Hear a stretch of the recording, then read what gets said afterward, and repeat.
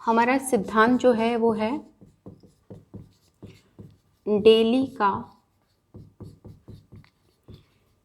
हिमनद नियंत्रण सिद्धांत। हमने इससे पहले डार्विन का पढ़ा था, मुरे का पढ़ा था। अगला हमारा जो है डेली का हिमनद नियंत्रण सिद्धांत है। और इन्होंने जो ये सिद्धांत दिया था, ये दिया था 1915 में। और इनका सिद्धांत था हवाई द्वीप के निरीक्षण के आधार पर इन्होंने अपना ये सिद्धांत दिया था। ठीक है, इनका मानना था जितनी भी प्रवालों का निर्माण हुआ है वो किसके बाद हुआ है? प्रवालों का निर्माण, इनका मानना था निर्माण जितने भी धरातल पे समुद्र तल पे प्रवाल हैं उनका निर्माण हुआ था प्लीस्टोसीन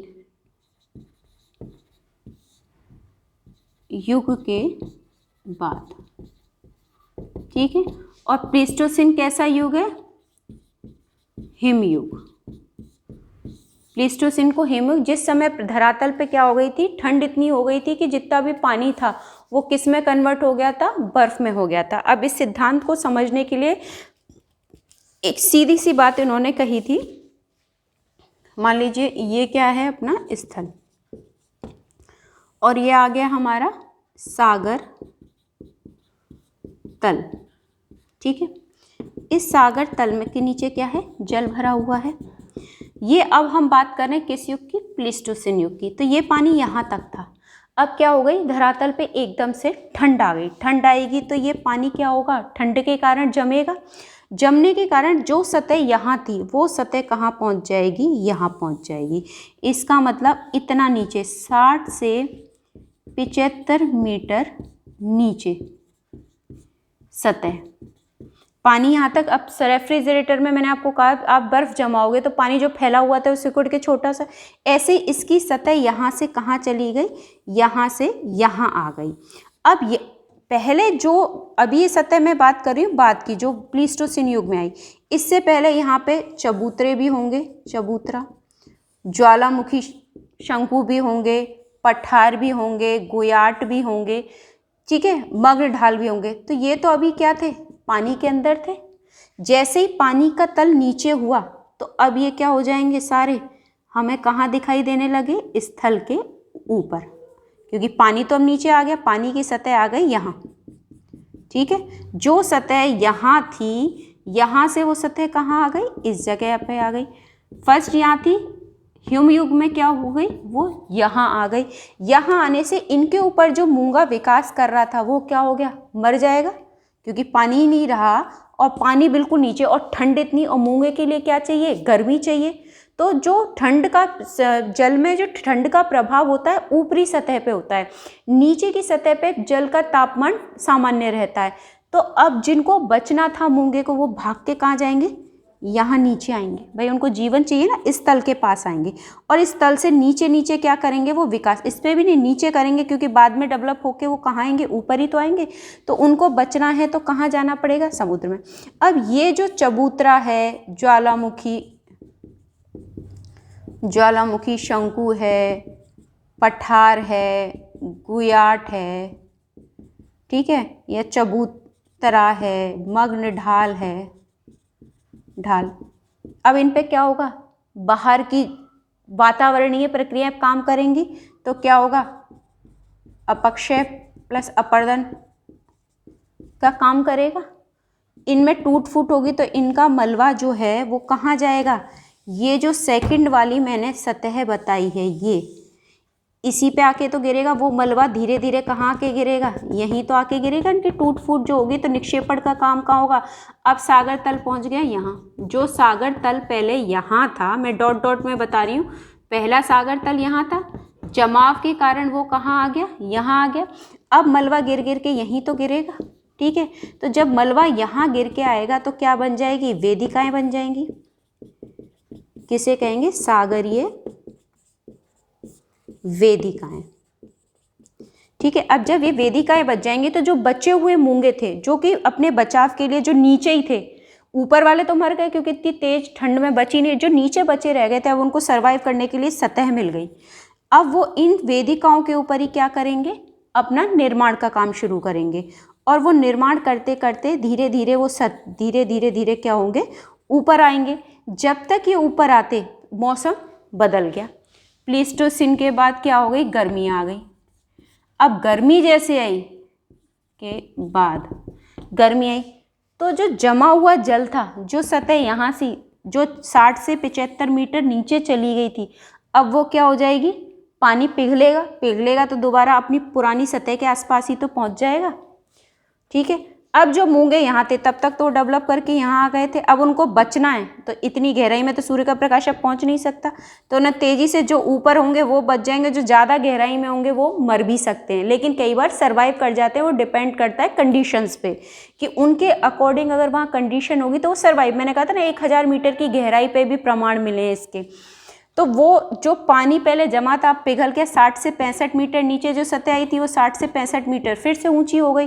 तो जो चीज़ें यहाँ ऊपर दिखाई दे रही थी, चाहे ज्वालामुखी शंकु था, चबूतरा था, पठार था, वो सब दोबारा से डूब जाएंगे। अब इनको बचना है, इतनी गहराई में तो बचने की संभावना नहीं, तो जल्दी से क्या करेंगे, वो ऊपर आने की कोशिश करेंगे। उनको ये नींव भरी तो मिल गई, अब वो अपना निर्माण कहाँ शुरू कर देंगे, इनके ऊपर, ताकि वो बच जाएं, क्योंकि ज़्यादा गहराई में सूर्य का प्रकाश नहीं मिल पाएगा और प्रकाश संश्लेषण की प्रक्रिया में भी काम नहीं हो पाएगा। तो अब वो काम कहाँ से शुरू करेंगे, यहाँ से। तो देखिए कोई परिवर्तन नहीं, सिर्फ परिवर्तन किस में हुआ है, सागर की तल में। प्लीस्टोसिन ह्यूमिग में वो 60 से 65 मीटर नीचे चला गया, तो जो बचे हुए थे उन्होंने नीचे से काम शुरू किया, और जो हिस्सा नीचे डूबा हुआ था वो अपरदित होकर निक्षेपित हुआ, उन्हीं के ऊपर उन्होंने निर्माण।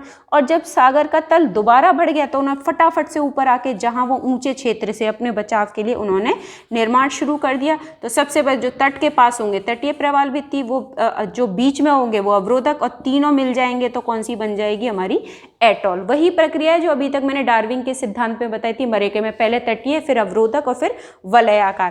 पहले तो तटीय बनेगी, फिर कौन सी बनेगी, हमारी अवरोधक, और तीसरी हमारी क्या बन जाएगी, ये एटॉल। ये तीनों प्रकार की आकृति है। तो इसमें उन्होंने सीधी सीधी प्लीस्टोसिन ह्यूमिग पे ध्यान दिया, किस पे, सागर की तल पे ध्यान दिया, 60 से 75 मीटर नीचे जाना और उसका दोबारा ऊपर आना। इस आने जाने के दौरान में जो जीव बच गए उन्होंने विकास किया, जो मर गए उनके अस्थि पंजरों के ऊपर दूसरे जीवों ने उसके ऊपर, जैसे मूंगा जो जीव है उसने अपना विकास की प्रक्रिया कार्य करी।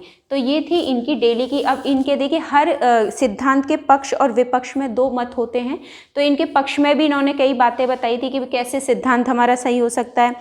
तो इनके सिद्धांत की अगर बात करें हम, इसमें थोड़ी जो हमारा एटॉल के अलावा लैगून, देखिए लैगून भी बनेगा। लैगून तो हर एक में बनेगा, जहाँ प्रवाल की बात होगी वहाँ लैगून बनेगा। तो जो हिमयुग के दौरान जीवित बचे प्रवाल थे वो जलमग्न वेदिकाओं पे, मैंने कहा था ना जलमग्न जो वेदिकाएं थी उन पे इन्होंने निर्माण काम शुरू किया था।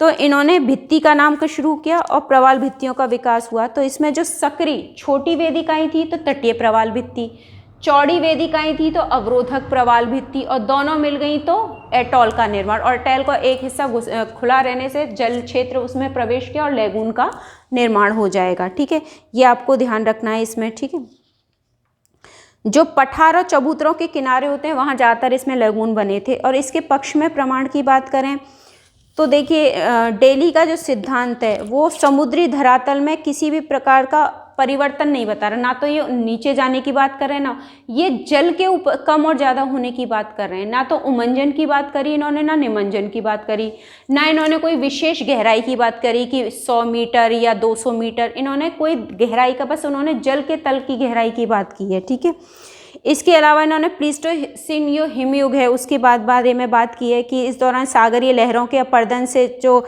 शिखरें, ज्वालामुखी द्वीप थे, कटकें थी, वो क्या हो गए, अपघर्षित हो गए। मैंने कहा था ना अपक्षय अपर्दन, अपघर्षित होंगे तो निक्षेपण होकर समुद्र में उनके जमाव होगा। तो इसमें क्या होगा, सभी जलमग्न चबूतरों की गहराई लगभग समान ही रही होगी, क्योंकि जब घर्षित हुए होंगे मलबा उतना निकला होगा तो चबूतरे भी वैसे ही समान ही बने। तो ये भी कई जगह प्रमाण मिले हैं। दूसरी, इन्होंने किसी गहराई की कोई सीमा नहीं बताई थी, तो इसलिए हम इसको सीमा में तो बांध ही नहीं सकते इनके सिद्धांत को। तो ये तो इनके पक्ष में सिद्धांत की बात हो गई। दूसरी एक बात करें, विपक्ष की बात करें, तो विपक्ष में देखिए जिन लैगूनों की ये बात कर रहे हैं कि लैगून ज़्यादातर चबूतरों और पठारों के बीच में जो जगह बची थी, मान लीजिए ये तो चबूतरा है और ये पठार है, तो इनके बीच में जो जगह बच गई थी वहाँ इन्होंने क्या बन गए, लैगून बन गए। तो यहाँ पे मूंगे ने विकास किया, यहाँ किया, बीच में उनका अपक्षय अपरदन से थोड़ा बहुत जो मलबा इकट्ठा हुआ तो बीच में जगह खाली रह गई, वहाँ पे पानी भर गया, तो उसको इन्होंने लैगून बताया था। ये मैंने आपको बीबी एट अल के माध्यम से भी बताया था। तो उन्होंने कहा था कि जो लैगून का चौरस तल है या भृगु हैं, चौड़ी वेदिकाओं के अपरदन के कारण ये इसका निर्माण बता रहे हैं। तो इन्होंने कहा था कि लैगून का चौरस तल निक्षेप के कारण है। मान लीजिए अगर इनका टूट फूट नहीं होती तो ये जो गहरा क्षेत्र है यहाँ तक होता है, इतनी गहराई में लैगून बनता है। लैगून तो छिछले होते हैं, कम गहरे, छिछले का मतलब कम गहरे। तो जब हम यहाँ की बात कह रहे हैं तो ये कम गहरा कब हो सकता है, जब इसमें कंटिन्यू क्या होगा, निक्षेपण होगा। तो गहराई क्या हो जाएगी, कम होती जाएगी, कम हो जाएगी तो लैगून बन जाएगा। जबकि ये कह रहे थे इन दोनों के मध्य जो गैप है उसमें बनता है, तो गैप तो बहुत गहरा भी हो सकता है ना। उस गैप को भरने के लिए 100% निक्षेपण हुआ होगा तभी लैगून बना है। तो एक तो सबसे बड़ा रीज़न ये हो गया कि इन्होंने जो लैगून का कारण नहीं बताया कि जो छिछले लैगून होते हैं, लैगून कभी गहरे हो ही नहीं सकते, तो वो छिछले कैसे हुए, इन्होंने तो गहराई में बना दिया, गहराई में लैगून बन ही नहीं सकते हैं। दूसरी चीज़ इन्होंने कहा था कि अपरदन द्वारा जो भृगु हैं या वेदिकाएँ हैं उनके निकट कई द्वीप भी मिले हैं, चबूतरे हैं, लैगून है, लैगून के पास कई जगह कई द्वीप मिले हैं, जो कि अगर इनके अकॉर्डिंग देखा जाए कि पानी कम या ज़्यादा हुआ था तो वो द्वीप होने ही नहीं चाहिए थे, या तो उन्मंजन हुआ होगा 100%, पानी के अंदर से कोई द्वीप बाहर निकल के आया होगा उठाव के कारण। तो अगर ऐसा हुआ होगा तो ये तो उन्मंजन और निमंजन की इन्होंने अपने पूरे सिद्धांत में कहीं बात नहीं कही थी, और जब बात ही नहीं की तो वो द्वीप कैसे आ गए। और ये प्लीस्टोसिन हिमयुग की बात करें, उसी दौरान वो द्वीप बने हैं, तो वो द्वीप कैसे आई इसका कारण ये स्पष्ट नहीं कर पाए थे। तीसरी चीज़ इन्होंने जो गहराई की बात की थी कि 60 से 75 मीटर सतह की जो मीटर गहरे सागरों की उत्पत्ति स्पष्ट करी थी। तो जो तटवर्ती भागों में वेदिकाएं 100 मीटर से अधिक गहरी घाटियों में, ये तो कह रहे थे 60 से 75 मीटर की सतह के पास वेदिकाएं मिलती हैं, लेकिन कई समुद्रों में देखा गया है 100 मीटर की गहराई से भी अधिक भाग में वेदिकाएं देखने को मिली हैं। तो ये वेदिकाओं की इतनी गहराई होने का कारण नहीं स्पष्ट कर पाए थे। और सागरीय लहरों की अपरदन की क्षमता सीमित होती है, कोई ज़्यादा गहराई तक नहीं करती। लेकिन जो हिंद महासागर में मालदीव के निकट एक स्थान है नजारेत चबूतरा, हिंद महासागर में एक जगह है निजारेत, यहाँ चबूतरा बना है जो कि 350 मीटर लंबा है। ठीक है, 350 मीटर लंबा होने के साथ साथ और चौड़ाई मीटर लंबाई है तो, और इसकी चौड़ाई भी मैं आपको बताती हूँ 100 मीटर चौड़ा है। इतना बड़ा क्षेत्र अगर कहीं बन रहा है तो वहाँ सिर्फ हम सागर तल के ऊपर या नीचे उठने की बात नहीं कर सकते। 100% या तो निमंजन हुआ होगा या उमंजन की प्रक्रिया यहाँ काम की गई होगी, जिसके बारे में इन्होंने चर्चा ही नहीं की थी। ठीक है, तो प्रशांत महासागर में मार्शल द्वीप का भी आधार बहुत विस्तृत है। तो ये इन्होंने बताया नहीं कि अगर ये कह रहे थे सागरीय लहरों के कारण भी अगर अपरदन अपक्षय हुआ था तो इस चबूतरे पे कोई प्रभाव क्यों नहीं पड़ा, ये नहीं बता पाए थे जो खोजों के दौरान बताया गया था। एक इसमें ये भी इनका विवाद का स्वरूप रहा था कि इन्होंने कहा था कि प्रवाल भित्तियों की खुदाई 100 मीटर की गहराई तक मृत प्रवाल उपस्थित मिले हैं, और जबकि ये कहाँ बता रहे हैं 60 से 75 मीटर की गहराई पे उन्होंने काम कर शुरू कर दिया था।